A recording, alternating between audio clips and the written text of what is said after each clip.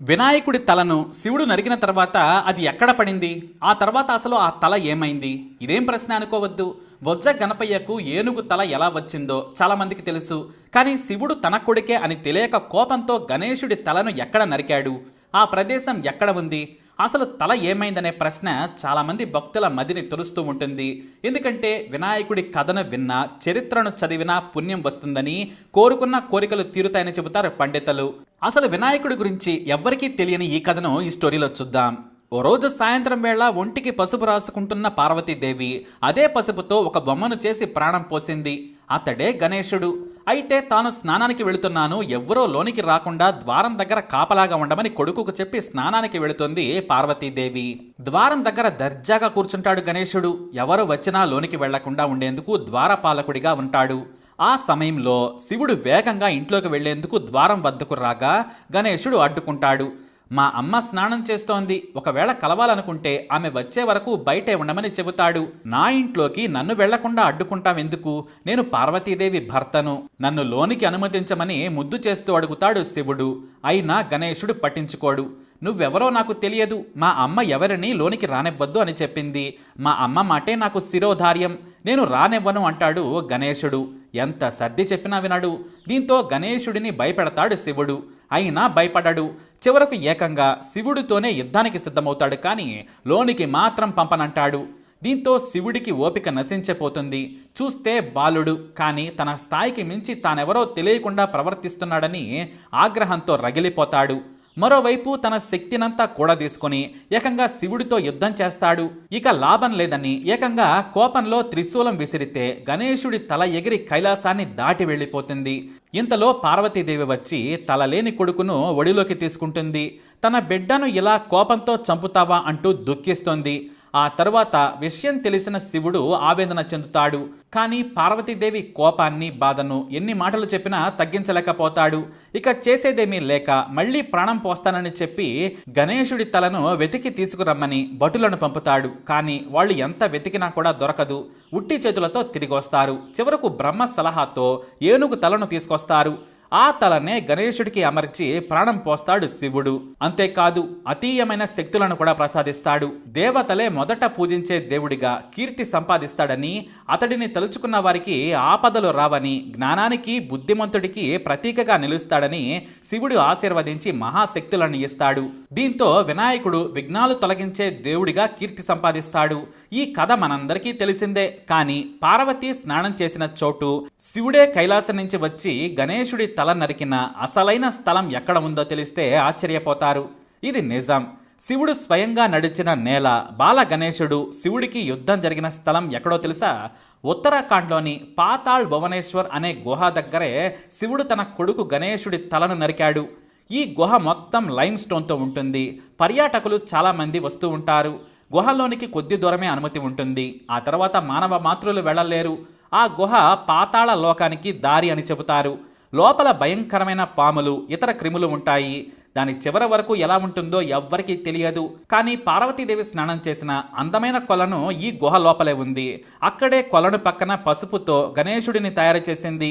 ఆ బొమ్మకు ప్రాణం పోసి గణేశుడిని గుహ బయట కాపలాగా ఉంచింది పార్వతీదేవి. అక్కడే తండ్రి కొడుకులకు భయంకరమైన యుద్ధం జరిగింది. పితోర్గఢ్ జిల్లాలోని గంగోలి హట్కు 14 కిలోమీటర్ల దూరంలో ఈ పాతాళ గుహ ఉంది. కైలాసం తర్వాత శివుడికి ఇష్టమైన ప్రదేశం ఇదే. శివుడు, పార్వతులు ఎక్కువగా ఈ పాతాళ గుహ లోపల ఏకాంతంగా గడిపేవారట. ఈ గుహ లోపలికి దేవాది దేవతలు కూడా వెళ్ళలేరు, కేవలం శివుడిని స్మరించుకుంటే తప్ప. ఆ తర్వాత ఆ దేవదేవుడి అనుమతి తర్వాతే వెళ్ళడానికి అవకాశం ఉంటుంది. మరి ఇదే శివపార్వతుల నివాస స్థలమని ఆధారాలేంటని అందరికీ అనుమానం కూడా రావడం ఖాయం. స్కంద పురాణంలోని ఈ ప్రాంతాన్ని గుర్తించారు ఆది శంకరాచార్యులు. అతను లోనికి వెళ్ళడానికి ప్రయత్నించారు. కానీ ఆ రోజుల్లోనే అతేంద్రియ అద్భుతమైన శక్తులు ఆయన్ను అడుగు కూడా లోనికి పెట్టనివ్వలేదట. పైగా కిలోమీటర్ పొడవైన పాములు, వింత జీవుల వెలుగులు మరో లోకాన్ని కలిగి ఉన్నాయని ప్రసిద్ధి. అయితే శివుడు తన కొడుకు గణేష్ కు ఏనుగు తలను పెట్టిన మరుసటి రోజు తల దొరికింది. దానిని భటులు తీసుకొచ్చి గుహ లోపల ఉన్న గుడిలో ఉంచారని స్కంద పురాణంలో ఉందని ఆది శంకరాచార్యులు చెప్పారు. అంటే నిజమైన గణేశుడి తల అక్కడే ఉందన్నమాట. ఇంతటి పవిత్ర స్థలం మనకు దగ్గరలో ఉండటం నిజంగా మన అదృష్టం అంటారా ఆయన. మనం ప్రతి ఏటా వినాయక చవితిని ఘనంగా జరుపుకుంటాం. కానీ ఈ అపురూపమైన పరమ పవిత్రమైన స్థలం గురించి తెలియకుండానే పూజలు చేస్తుంటాం. ఒక్కసారైనా సరే జీవితంలో ప్రతి హిందువు చూసి రావాల్సిన పవిత్ర స్థలం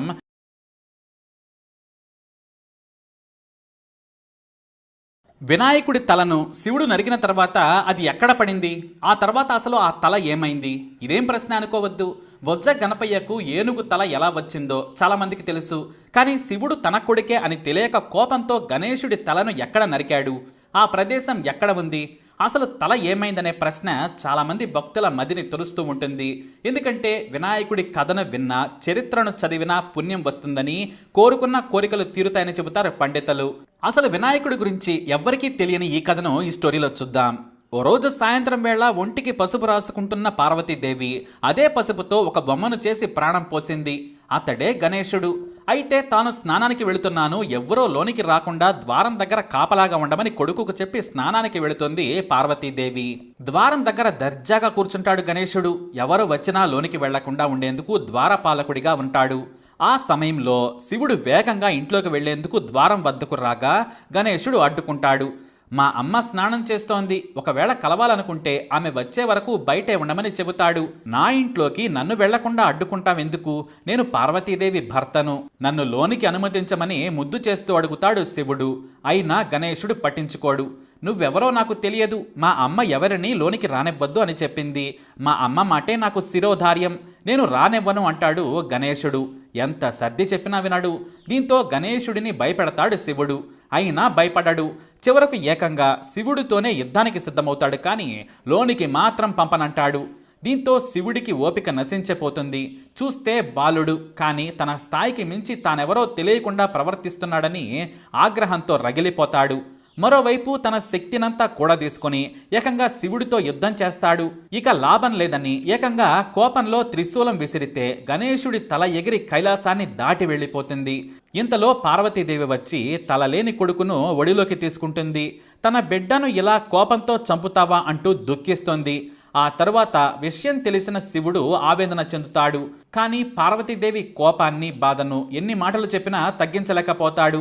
ఇక చేసేదేమీ లేక మళ్ళీ ప్రాణం పోస్తానని చెప్పి గణేశుడి తలను వెతికి తీసుకురమ్మని భటులను పంపుతాడు. కానీ వాళ్ళు ఎంత వెతికినా కూడా దొరకదు. ఉట్టి చేతులతో తిరిగి వస్తారు. చివరకు బ్రహ్మ సలహాతో ఏనుగు తలను తీసుకొస్తారు. ఆ తలనే గణేశుడికి అమర్చి ప్రాణం పోస్తాడు శివుడు. అంతేకాదు అతీయమైన శక్తులను కూడా ప్రసాదిస్తాడు. దేవతలే మొదట పూజించే దేవుడిగా కీర్తి సంపాదిస్తాడని, అతడిని తలుచుకున్న వారికి ఆపదలు రావని, జ్ఞానానికి బుద్ధిమంతుడికి ప్రతీకగా నిలుస్తాడని శివుడు ఆశీర్వదించి మహాశక్తులను ఇస్తాడు. దీంతో వినాయకుడు విఘ్నాలు తొలగించే దేవుడిగా కీర్తి సంపాదిస్తాడు. ఈ కథ మనందరికీ తెలిసిందే. కానీ పార్వతి స్నానం చేసిన చోటు, శివుడే కైలాసం నుంచి వచ్చి గణేశుడి తల నరికిన అసలైన స్థలం ఎక్కడ ఉందో తెలిస్తే ఆశ్చర్యపోతారు. ఇది నిజం.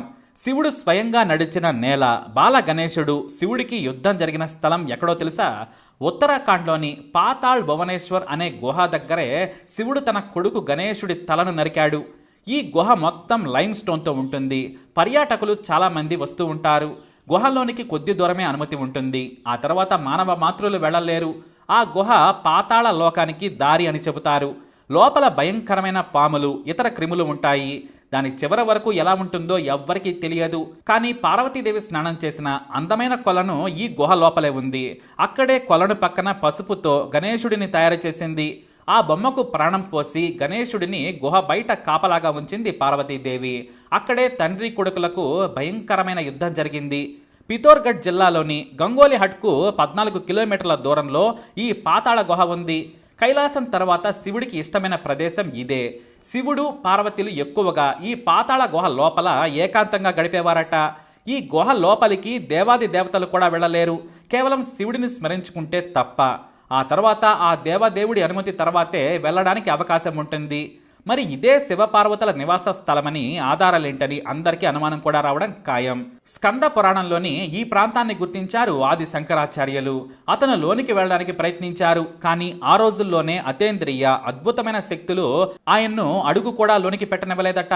పైగా కిలోమీటర్ పొడవైన పాములు, వింత జీవుల వెలుగులు మరో లోకాన్ని కలిగి ఉన్నాయని ప్రసిద్ధి. అయితే శివుడు తన కొడుకు గణేష్ కు ఏనుగు తలను పెట్టిన మరుసటి రోజు తల దొరికింది. దానిని భటులు తీసుకొచ్చి గుహ లోపల ఉన్న గుడిలో ఉంచారని స్కంద పురాణంలో ఉందని ఆది శంకరాచార్యులు చెప్పారు.